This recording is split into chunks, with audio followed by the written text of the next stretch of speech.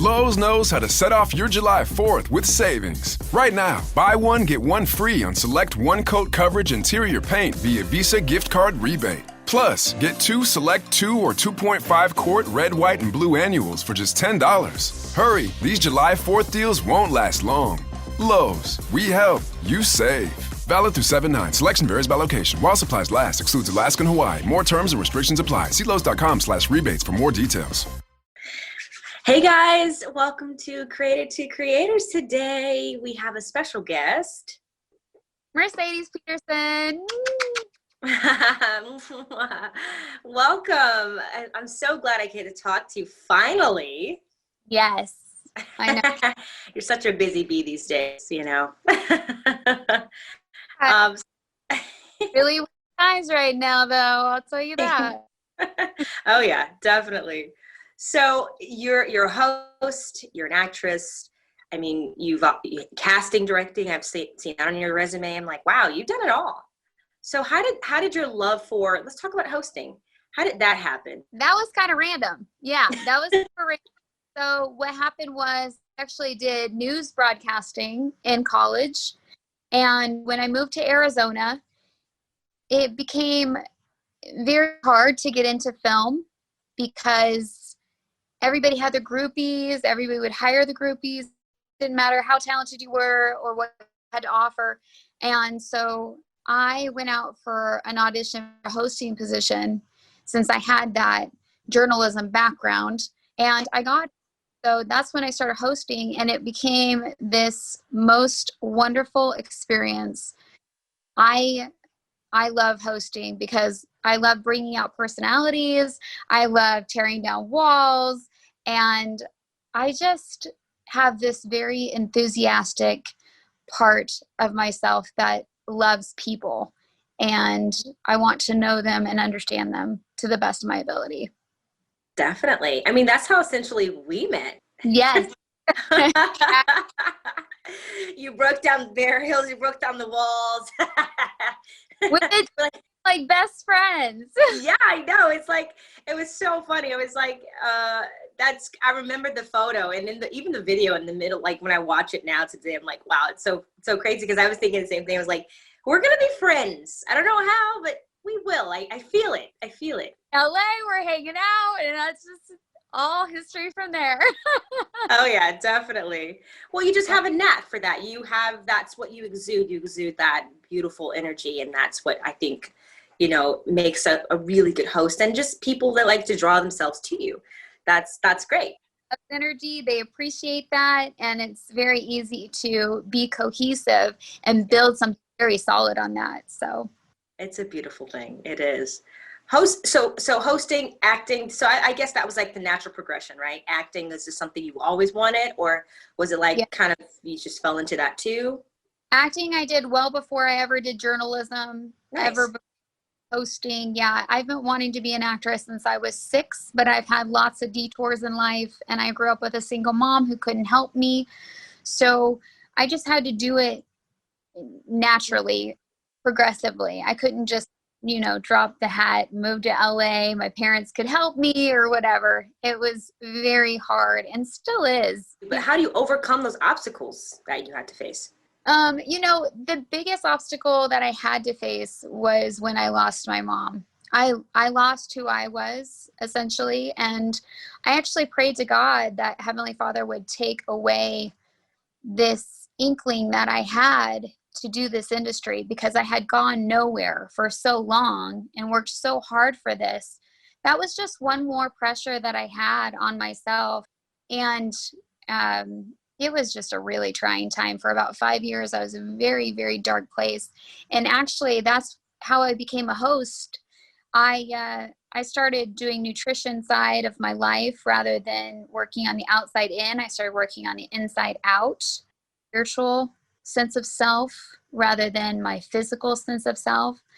And I had to really tear all that down and start rebuilding, because I had literally lost all the ability to be me. And then I went on an audition after my brain started functioning better. I went on an audition for a hosting gig and got it, and just started doing celebrity interviews. I was like, is this my life? Like, what? I had been on set with, Rachel Hunter and Vincent Ventresca, William Forsythe, and I had been in scenes with these people, right? But I had never had these one-on-one conversations and building something with them. This was like a whole surreal thing, but it woke me up. Nutrition and health woke me up to a point where I could take the next step forward to live my life again. But that changed the whole ball game for me. I was like in this natural gifted heaven on earth. And I always say it's my high. It's my only high because I've never drugs, I've never drank, but I've seen other people do it. And I'm like, I like drunk because they're more fun that way, but I'm the fun one. I'm not drinking or anything. So they call me up and stuff, and I am a part of that group, but I've never done any of it. But this high, when I'm on set of hosting or acting, it is like jumping out of an airplane without a parachute. It's like you're waiting for the ground to hit, but all the way down, free falling, you are embracing this moment of just air flying in your face, flying, feeling above the earth. It's just my natural high. And I realized being on set is, there's no other place I'd rather be than on set or with the people that I love. Those are the only two places I want to be ever for the rest of my life. I love that. Isn't that a great thing to know that you found what you love? I think there's a lot of people that are searching for that, that void that they're trying to feel. And when you find it, it's like nothing, I'm glad I found what I love to do since I was young. And I say, if you love something enough, you're going to continue to do it. It's just what it is. No matter how much money you're making, no matter what happens, you're going to find a way because you just love it at the end of the day. Who is your favorite person to interview? Probably Lisa Lampanelli. She was so adorable.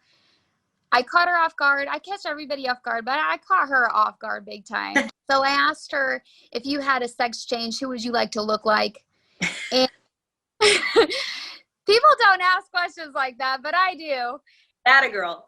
I mean, in a red carpet, they're asking the same question over and over again. It was a really big red carpet. I got to meet a lot of great celebrities, but I caught her off guard and she just loved it. She just had so much vibrance about this question. She's lit up. It was so funny. I love it whenever people are really listening to you and really listening and very intent on answering it correctly on her side of the end. Like she wasn't looking for an exact answer that someone else would want. She was like, a moment and answer this right for me. It was so really cute. Yeah, so. I love that clip. It was like, I think she said James Franco, who I absolutely love. I have like a massive crush on this guy. I'm like, wow, she's awesome. Yeah, she literally took about 3 minutes. I had to edit that down because she took about 3 minutes, and her guard was standing right behind me on that side. Yeah, and he like 4 minutes with these people. They're super quick. They interrupt you every single time, but have an interesting question, they'll stand there and they're gonna wait until they have the answer for you. Oh yeah, definitely. With acting, I've noticed you do a lot of the, I think, I don't know if I'm wrong, but you like the horror genre. I dare say that you are the horror queen. Because I've seen so many, you like scary, you like to go there. I love that. I find that very interesting. Where did that love for that genre come from? You know what? It actually comes from a not good place. I love your honesty. No, it doesn't come from a good place. So, I have this light that everybody loves, and I'm like the bouncy one or whatever. But when I'm on set, I am in character. And so I leave, and people have a very different perception of me than my norm. And some people even question it. They're like, this doesn't seem like it's you. I lived such a deeply dark childhood go to do horror, it's like a very big release for me because of all the things that I've been through. That's kind of where that comes from. I do like to go to very deep places. My acting instructor, he would give me these very deep monologues or parts to play. I would not want to snap out of it. And so he had to teach me to leave it on film. And that's become actually a very beautiful thing for me. After I learned that, I appreciated it immensely. So I love putting it on film and leaving it behind. It's like therapy almost. It is like therapy, but also it's not therapy if you take it home with you. That's the sad part.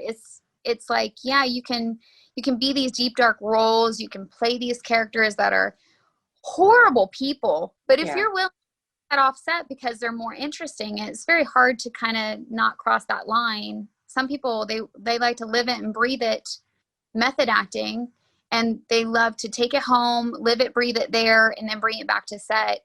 I can't do that. I have a family. I have people I love. I can't isolate myself.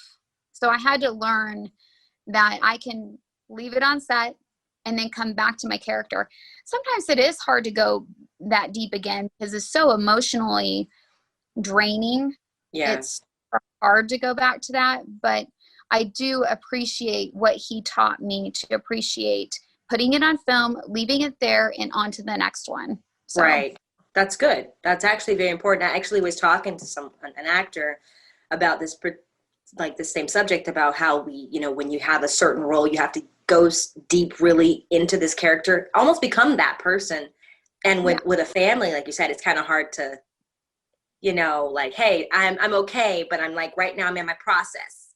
But I'm not okay because this person does take over. And sometimes I leave set. And when I know that I've done a really great job, I leave set and I don't know what I did. That's when I really, that person took over. And that's almost every single time. And that's the high. That's the parachute that you don't know when it's going to open. And it opens when you suddenly snap out of it. It's so a very different experience than living this life of normal. Yes, absolutely. I saw this film that you did. I think it was called The Devil's Fairground. Yes, they changed the name from Anna 2 to Devil's Fairground. Yeah. You were a host. Funny thing in that, not that, was it that one or was it? Yeah, you were hosting. You had a camera guy, and you guys went to his house. Like, oh, that's so funny. How ironic. How was that preparing for that role? And you actually had to. There was a lot of work you did in that movie. There's a lot of sets. It seems like you had to you were in the water. Freezing cold water. It was shaking by the time we were done, which was great because it actually helped my character to be like extremely scared and frozen, and she's shaking. But yeah, I got to be a host of a reality TV show that was Spirits, and so that was really cool. And it opens in on that, on my character, which was really fun. But I was sad with that role because they never really come out of her anger until towards the very end. So the different dynamics to characters, but they didn't want her to have that dynamic. They wanted her to be angry at these boys, her ex-best friends, who are the best friends of her boyfriend who died. Right. And so when they show up, they want her to be angry that they're around, reminding her of the past and the future that she doesn't get to have anymore. So I was kind of sad. She needed more dynamic, but they shot that film with like $10,000. Wow. I mean, it was crazy. Those boys are amazing, the Crumb Brothers. They do the makeup, the pre-production, post-production. 4 people on set doing everything. They do all set design. I mean, it's crazy. So that's impressive. Yeah, I can tell it was a lot. I was like, that's a lot going on, but it was really cool. Like the dragging, like the special effects. the sets. I really enjoyed it. I really enjoyed that. You did another film called A Life. That was really cool. How was that process making that movie? Because that's very different than, that genre, the horror genre. Polar opposite. Sure, it was within a few months. So it was really cool, actually. So I got to move forward from this horror film, and then I got to go to Life to Choose, which is a coming to Christ film.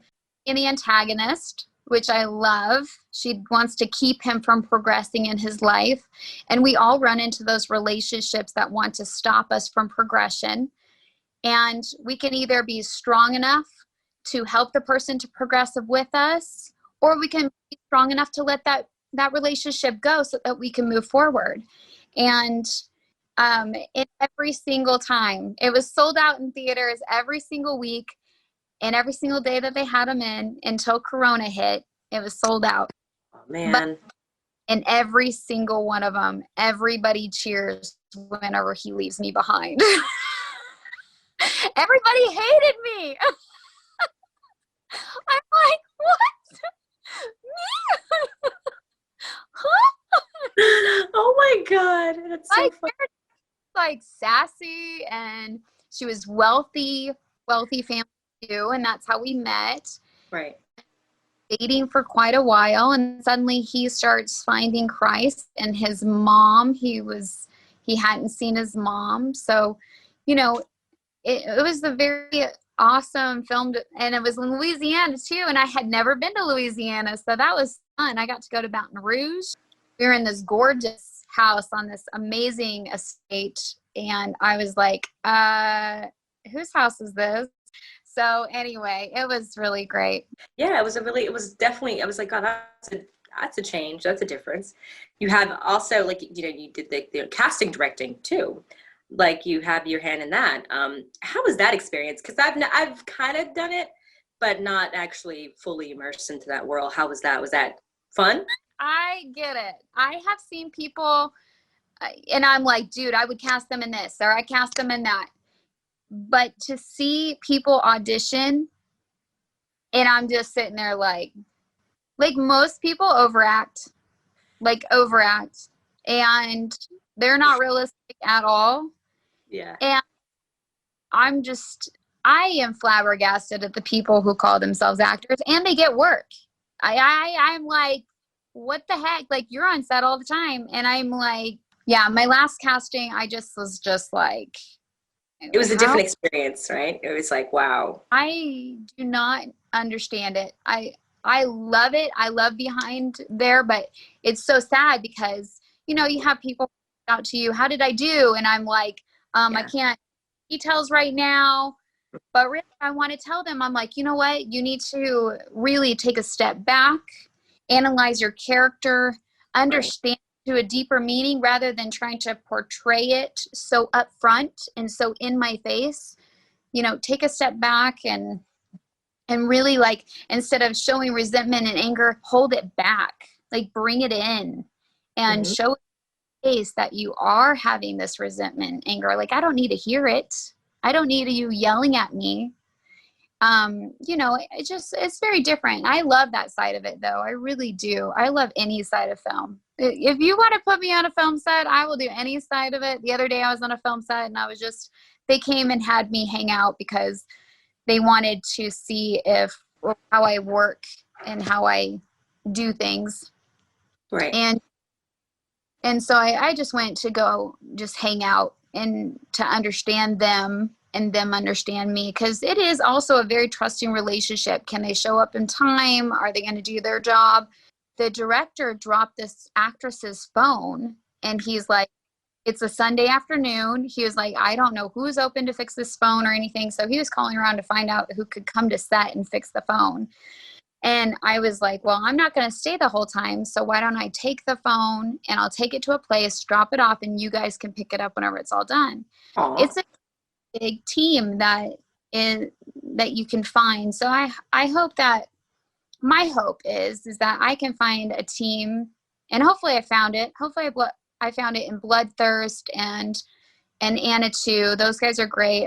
I love all these people I've worked with day and night, 13, 14-hour nights, morning at 8 a.m. after you've worked 13, 14 nights. Crazy. That bloodthirst, I was on set 4 p.m. till 6 in the morning, almost every single day. It was nuts. Those guys are crazy. And then they switch it up to daytime. I was like, I am so tired. But every time I'm on a set, I just come alive. So like the tiredness goes away. Just away, yeah. And thank God I had so much makeup on because I had bags underneath my eyes. Higher with a big old prosthetic here, and it was like makeup city on my face. I was like, this is perfect. Great. Yeah. Like, get it on there, girl. It's just like, you got some dark lines underneath your eyes. I was like, I know, I haven't slept in days. I had 2 hours of sleep every single day that I was on that shoot because I cannot sleep during the day. If it's daylight, girl, I am running from 1 to 100. Right whenever I jump out of bed, gone. Like, yes. So you just have that drive, and not everybody has that. Like, that's very special, and that's very like rare to find. Like, there's a lot of people. I think that's another thing that I like to touch on is like there's a lot of actors and just people in general who are content creators or creatives. You are in charge of charting your own course, right? So it's like, if I only put 5 hours in it today, I'm going to get that back. Or if I put my all into it, it's maybe not right now, but it'll eventually come back. So whatever I sow, I will reap, you know? So, and I think that's, you know, people say, well, you're a workaholic. I'm like, yeah, because there's no time to waste. Time is ticking. What are we going to do? Sleeping. I'm like, I wish that we didn't have to sleep because that's like 4 hours that we would have in a day. 10 for me because it takes me forever to fall asleep. I'm like, shut down the brain. Shut it down.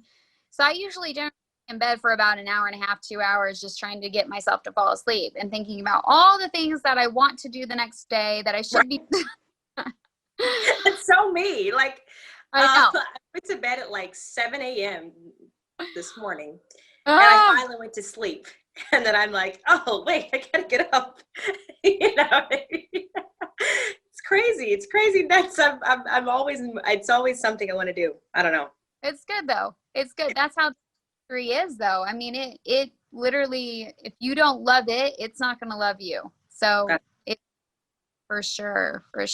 It's a lot of sacrifice, and you're so self-driven. Like that's the thing I want to get to is where I'm putting together my own projects so that I can star in them and be the actress, but also pave my own path. And exactly. I'm going to write a story for myself so that I can star in it, because everybody will use their friends any day of the week. They'll overlook you if you're not best friends and you're not hanging out. They'll overlook you any day of the week. So, I mean, I can respect that, but I also think that you're doing yourself a disservice doing that, hiring your friends over the people who are more talented than your friends. But I also do respect the fact that they're a cohesive group. They respect each other, trust each other to do the work. And so I do respect that. I just kind of resented it as well. Well, definitely you are very, very talented. You are indeed. And I mean, it shows. Your resume is very great. I mean, I love all that you're doing and the things that you're doing, and you're just going for it. I love that. Yeah. I guys to see Blood, because I get to play a very mischievous, troublemaking vampire with Tara Reid, and I get to be her little sidekick, and I am, oh my gosh, they started editing it and they were inboxing me on Facebook. They're like, this role is so good, like, and you're like doing this stuff and like I love it. And they're just like, it just looks so good. I'm like, I can't wait. I can't wait. So when is it coming out? Next year? Later this year? So Lionsgate has bought the rights to it. Hopefully be big. Hopefully. So yes, many blessings during COVID, because big companies are now buying smaller productions, and it's $1 million production. It's not really small, but it only started out at like $400,000, and now it's up to like 150,000 or something like that. Very nice. So it's definitely growing ever since Lionsgate became attached to it. So it's great. For sure. That's amazing. That's really good. That's a great accomplishment. Good, as you should. It's about dang time because I am working really hard forever. Hey, these wrinkles did not come free, okay? Like, oh my God, you don't have wrinkles. Stop. They're from work, stress, and trying to make it work all over again. Oh my God. So funny. You look great. Thank you. So do you. Perfect skin, perfect coloring, perfect. COVID. So you said it's a great time right now. Like, that's how I'm looking at it too. I hate to look at the negative. This is what's happening in the world with, the whole COVID situation. I feel like it's a perfect time to, bigger companies are getting smaller productions. And I think it's time for everybody. Like, I've been writing. I'm not a writer, but I've been writing my butt off lately. Like, this is the time where people are looking for projects. Yes. I've talked to so many companies. I mean, they want stuff. They're more than ever. So I'm like, just do it now. Okay, last question. If there was someone that they want to do what you're doing, what advice would you give them? What's the advice? The advice is that do not do this for fame. Do not do this for anybody but you. If this is deep down in your soul, then do it. And just keep doing it and pave your own path while doing it. And don't rely on others because they will let you down time and time again. I can't even tell you how many productions people are like, oh, I want you to star in this. I want you to star in that. And they don't follow through at all because somebody else put in money or somebody else did this or that, or their best friend was like, please let me star. All those things, just wipe the floor with them and expect nothing from anybody and pave your own path, because this is the hardest thing I've ever done in my life, is to hold on to a dream that no one wants you to hold on to. Wow, that's deep. And it is truth. That is truth. Everyone would like to see everyone quit their dreams because then it would make it easier for them to obtain them. And for me, it's like, if you have something embedded in you, it was placed there for a reason, and you have no right to let up or to stop doing it. I love that.